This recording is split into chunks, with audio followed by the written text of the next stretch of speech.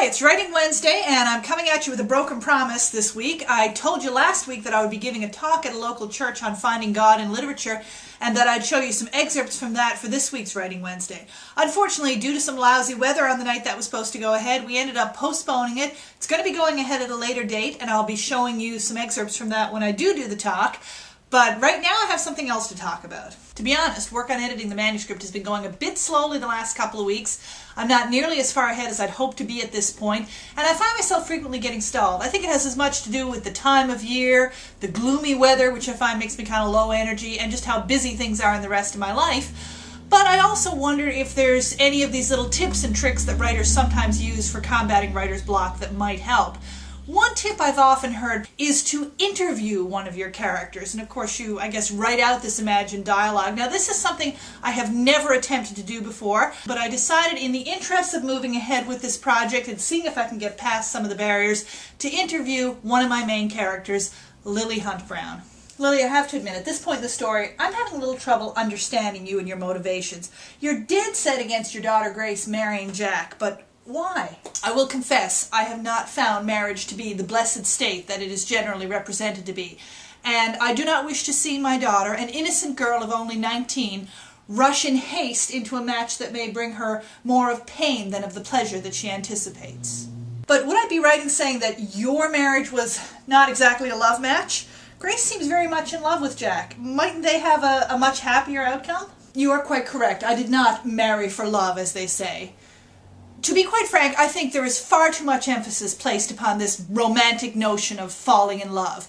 A young girl has her head full of romantic ideas. She meets a young man who, though handsome, may be entirely unsuitable for her. She may keep company with him against the advice of her elders and betters, and the result is sure to be heartbreak and maybe far worse, the utter ruin of her reputation and even of her life. Are you speaking from experience, Lily? You should know that I refuse to answer impertinent questions, and I prefer you address me as Mrs. Brown. Thank you. I apologize. Let's talk about Grace again. Now, during the war, she wanted to train as a nurse and go overseas. You wouldn't allow that. Now she's living in St. John's with your father and stepmother. She's volunteering at the hospital and also at the poor asylum.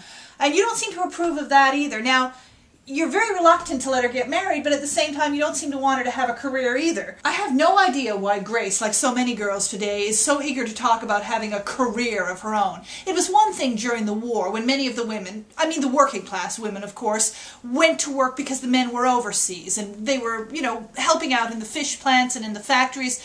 That was a necessity, but I have no idea why a girl of good family in peacetime should feel the need to go out to business like a man.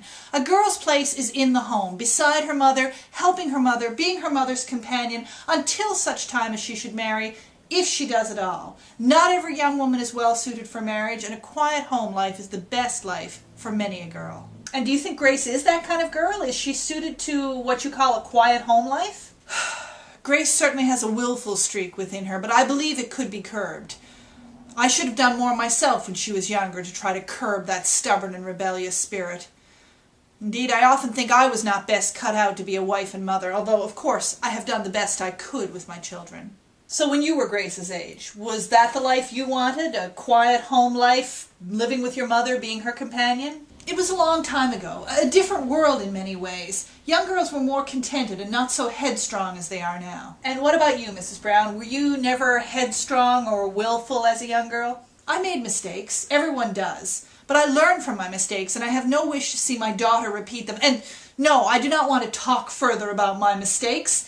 I've said before I will not answer impertinent questions, and I think this interview is at an end. Well, there you have it. Interview with a character.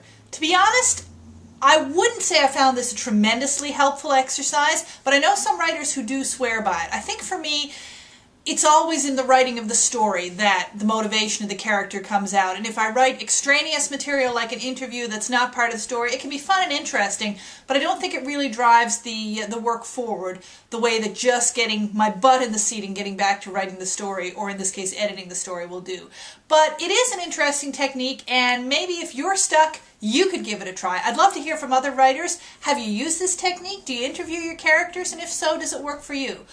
Let me know in the comments, and don't forget, in a couple of weeks I'm going to be doing a question and answer video. So any questions you have for me about writing, reading, my books, other people's books, throw them at me in the comments on the blog, on Facebook, here on YouTube, and I will try to answer them.